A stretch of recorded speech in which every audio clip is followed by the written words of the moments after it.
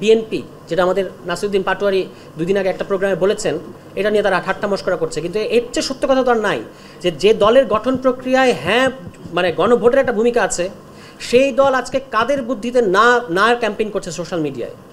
হ্যাঁ ভোটের মধ্য দিয়ে বিএনপি হয় না, এটা সত্য, কিন্তু ওই পুরো 75 থেকে 79 পিরিয়ডটা আপনারা খেয়াল করে দেখেন কী করেছেন শহীদ প্রেসিডেন্ট জিয়াউর রহমান। এসেই একটা প্রোক্লেমেশন জারি করেছে, আজকে আমাদেরকে বলতেছে আপনারা সংসদের বাইরে কেন সংবিধান সংশোধনী করতে চান। তো আমরা প্রশ্ন করতে চাই, এই যে একমাত্র আল্লাহর উপর পূর্ণ আস্থা ও বিশ্বাস এটা তিনি যুক্ত করলেন সংবিধানের মূলনীতি হিসেবে, এটা কি সংসদে করেছিলেন? এটা তিনি করেছিলেন তো প্রোক্লেমেশনের মাধ্যমে। এবং তারপরে তার ভুল ছিল, ঐতিহাসিক ভুল ছিল, যে এই যে এত বড় একটা কাণ্ড, মানে এই যে আপনি জিনিসটা ঢুকালেন একমাত্র আল্লাহর উপর পূর্ণ আস্থা বিশ্বাস, এটা কিন্তু 72 সংবিধানের মূলনীতিকে পরিবর্তন করে ফেলছে।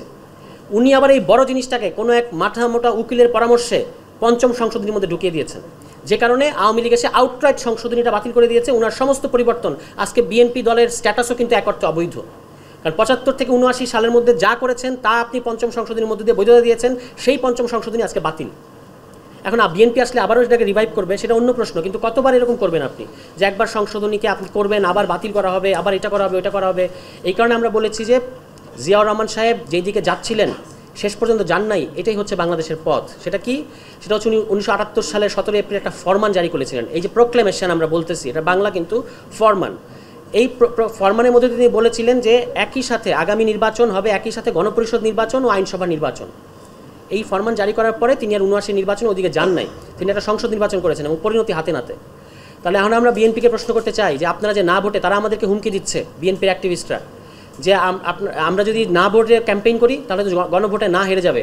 আমি এখানে চ্যালেঞ্জ করে বলতে চাই, বিএনপির 33 থেকে 35% না ভোটের পরেও যদি তারা সমস্ত, প্রথমত বিএনপির তৃণমূলকে তারা না ভোট দেওয়াতে পারবে না, এটা আমরা বুঝি। বিএনপির নেতারা যেরকমই হোক, তৃণমূলের মানুষজন আমাদেরই মতো সাধারণ মানুষ, তারা চায় জুলাই সনদ বাস্তবায়ন হোক। তবু যদি ধরে নিলাম বিএনপি 35% না ভোট দেয়, বাকি 65% বাংলাদেশের মানুষ বিপুল ভোটে গণভোটকে হ্যাঁ ভোটে পরিণত করবে, তখন বিএনপি নিজেকে আয়নায় মুখ দেখাবে কীভাবে?